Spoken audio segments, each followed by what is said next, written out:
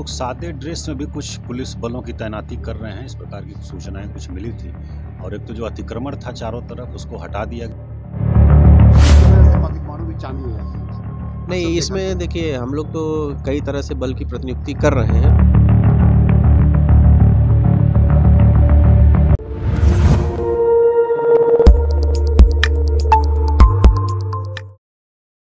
नमस्कार, आप देख रहे हैं SSR2। मैं देवेंद्र सिंह लड्डू रामदेव महतो सभागार में अभी जिस तरह का प्रकाश पर्व 357वां प्रकाश पर्व पूरे धूमधाम से मनाई जाएगी। जिला प्रशासन की टीम, पूरी टीम पटना से आकर यहाँ पर एक मैराथन बैठक की है अपने प्रशासनिक अधिकारी को साथ में। जब देखिएगा तो यहाँ पर तमाम प्रशासन है और खास करके प्रबंधक कमेटी के अध्यक्ष सरदार जगजोत सिंह सोही हो, Patna DM, SSP, city SP, Patna city SDM, civil surgeon, traffic SP, ये तमाम लोग और ख़ास करके जो पटना सिटी के अंतर्गत जितने भी जो थाना अध्यक्ष हैं वो आए हैं। एक मैराथन बैठक हुई है, हम इस पूरे बैठक में ले चलते हैं। क्या कर रहे हैं इस तैयारी के बारे में, क्या रहेगी व्यवस्था, क्योंकि कल से 3 दिनों का एक कह सकते हैं एक बहुत बड़ा पटना साहिब में कार्यक्रम है प्रकाश पर्व का। इस प्रकाश पर्व में सबसे ज़्यादा देश विदेश से जो भी संगत आते हैं उनके लिए सुरक्षा का काफ़ी ख्याल रखा जाता है। सीधे चलते हैं उस मैराथन बैठक में, अपनी अपनी बातें लोग कह रहे हैं और क्या कर रहे हैं पटना DM, क्या कर रहे हैं SSP सुरक्षा के ख्याल से। चलिए मेरे साथ। प्रकाश पर्व का ये अंतिम तैयारी प्रशासन की एक बैठक हुई, क्या निर्णय लिया गया? ये जो प्रकाशोत्सव है इस बार 357वां है गुरु गोविंद सिंह महाराज जी का। और पटना साहिब हम लोग जानते हैं कि उनका जन्मस्थल रहा है, इसलिए बड़ी संख्या में संगत देश विदेश से यहाँ पर आते हैं। तो उनकी सुरक्षा के लिए और उनकी सुविधा के लिए बड़े पैमाने पर तैयारी हम लोग करते हैं प्रशासन की तरफ से। और गुरुद्वारा प्रबंधक समिति जो है उनके साथ समन्वय स्थापित करके, तो वही तैयारी के क्रम में आज हम लोगों ने मीटिंग किया है यहाँ पर, जिसमें कि पुलिस पदाधिकारी और मजिस्ट्रेट जो यहाँ पर डिप्यूटेड प्रतिनियुक्त हैं उनकी ब्रीफिंग हम लोगों ने किया है। और सारे इंतजाम यहाँ पर किए जा रहे हैं। मुख्य रूप से सुरक्षा के लिए दंडाधिकारी और पुलिस बल की प्रतिनियुक्ति की गई है और यातायात प्रबंधन के लिए भी बड़ी संख्या में प्रतिनियुक्ति की गई है, उसका भी हम लोगों ने आज डिस्कशन किया है। इसके अलावा जितने हमारे आवासन स्थल हैं वहाँ पर भी सुरक्षा व्यवस्था, चिकित्सा व्यवस्था, पेयजल, शौचालय इत्यादि की उपलब्धता, इसका भी हम लोगों ने अभी देखा है। और वहाँ पर हमारा स्वास्थ्य केंद्र भी रहेगा, मेडिकल टीम भी वहाँ पर प्रतिनियुक्त रहेगी। चूँकि ठंड का समय है, बहुत ज़्यादा ठंड है, तो उसको देखते हुए सभी जगह पर रहेगी। और पूरे कार्यक्रम की हम लोग CCTV कैमरों से भी निगरानी करेंगे। और उद्देश्य यही है कि किसी प्रकार की असुविधा किसी को नहीं हो। कंगन घाट पर भी एक टेंट सिटी बनाया गया है, आज ही उसका उद्घाटन हुआ है। और लंगर की भी व्यवस्था वहाँ पर की जाती है, जिसमें बड़ी संख्या में श्रद्धालु भी और हम लोग देखते हैं कि स्थानीय लोग भी वहाँ पर लंगर छकते हैं। तो उन सभी जगहों पर हम लोग विधि व्यवस्था बनी रहे उसको लेकर के प्रतिनियुक्ति की है। और सभी पुलिस बल की और जो हमारे दंडाधिकारी हैं उनकी हम लोगों ने आज ब्रीफिंग किया है। सर, आसपास के गलियां हैं गुरुद्वारा के अगल बगल, वहाँ पर जो कोई भी चोर हो, पैकेट मारो, आराम से वो छीना झपटी करके निकल जाते हैं, उसको लेकर क्या व्यवस्था है? हम लोग सादे ड्रेस में भी कुछ पुलिस बलों की तैनाती कर रहे हैं, इस प्रकार की सूचनाएं कुछ मिली थी। और एक तो जो अतिक्रमण था चारों तरफ, उसको हटा दिया गया है। और इस प्रकार के जो तत्व हैं उस पर हम लोग कड़ी नज़र रखेंगे। और सादे ड्रेस में भी पुलिस बलों की हम लोग तैनाती कर रहे हैं और CCTV से भी हम लोग निगरानी कर रहे हैं। गुरुद्वारा में हेल्थ कैंप की बात कही गई थी सर, कल एक ठंड से संगत की मौत हो गई है सर, और हाँ। वहाँ पे डॉक्टर नहीं थे। हाँ। इसके बारे में क्या कार्रवाई करने जा रहे हैं? ये प्रतिनियुक्ति हम लोगों की 15 तारीख से थी, सभी पुलिस बल और जो डॉक्टर हैं सभी लोगों की, जो कि 15, 16, 17 3 दिन का कार्यक्रम बताया गया था।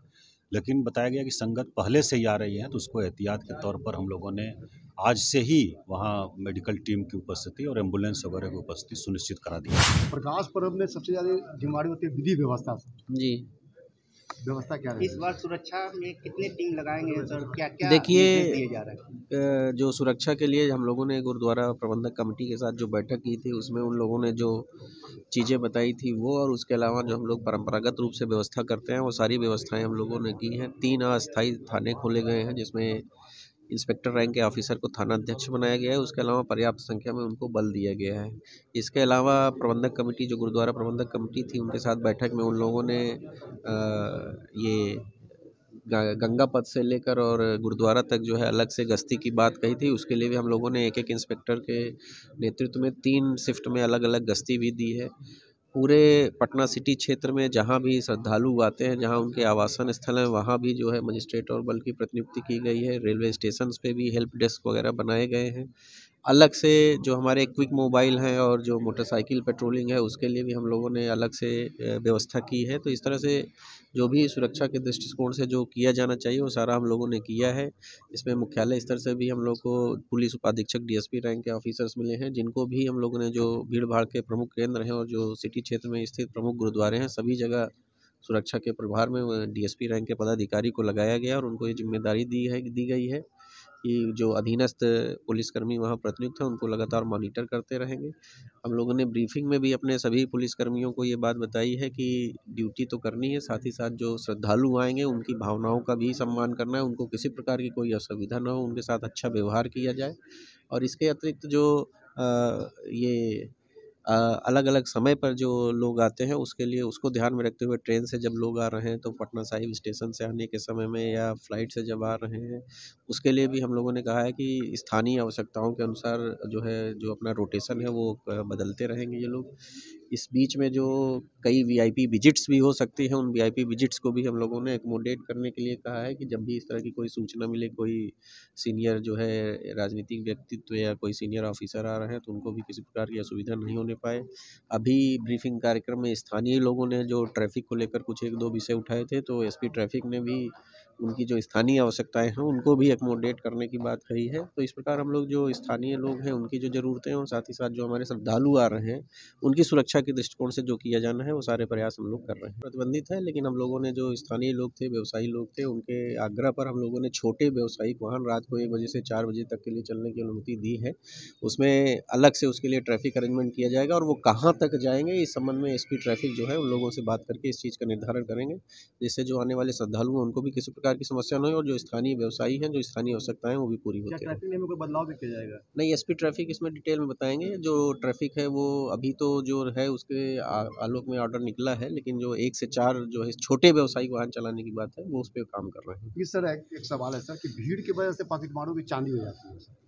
नहीं, इसमें देखिए हम लोग तो कई तरह से बल की प्रतिनियुक्ति कर रहे हैं और जो प्लेन क्लोथ्स में भी रहेंगे, लेकिन हमारा अनुरोध होगा कि जो लोग हैं वो भी इस बात का ध्यान रखें कि भीड़ में इस तरह की घटनाएं होती हैं और कई बार उनको भी पता नहीं चलता है, तो सुरक्षित तरीके से जो उनके सामान है उसको रखें। जो कई जगह जो है गठरी वगैरह रखने का भी इंतजाम प्रशासन द्वारा किया गया है, इवन गुरुद्वारा प्रबंधक कमेटीज़ द्वारा भी किया गया है। तो जो निर्धारित स्थल हैं वहीं चीज़ों को रखें, अपने सामान को सुरक्षित रखें और साथ ही साथ जो है स्थानीय जो लोग हैं जो उन्होंने जो व्यवस्थाएं की हैं, जो विश्वसनीय व्यवस्थाएं हैं, वहीं पर ये सारी चीज़ें करें। अनावश्यक जो है सड़क चलते किसी के ऊपर भरोसा नहीं करें, नहीं तो इस तरह के धोखे की संभावना बनी रहती है। बैठक के बाद पटना डीएम डॉक्टर चंद्रशेखर सिंह, चाहे एसएसपी राजीव मिश्रा ने एक सख्त आदेश निर्देश दिया है। खास करके जब भीड़ भाड़ में जब देखा जाता है तो पॉकेटमारों की चांदी हो जाती है, उसकी खैर नहीं। सिविल ड्रेस में लोग रहेंगे और सुरक्षा के चप्पे चप्पे पर रहेंगे। किसी भी तरह का जो वीवीआईपी मूवमेंट रहेगा उनको भी ख्याल रखा जाएगा, ताकि जो सिख संगत आ रहे हैं उनको भी विशेष तौर पर चिकित्सक के लिहाज से अगर देखा जाए तो सिविल सर्जन जी ने स्पष्ट रूप से बातें रखी है और जहाँ जहाँ टेंट सिटी है वहाँ वहाँ डॉक्टरों की टीम, एम्बुलेंस की टीम रहेगी। SSI टीवी आप देखते रहिए। जय हिंद।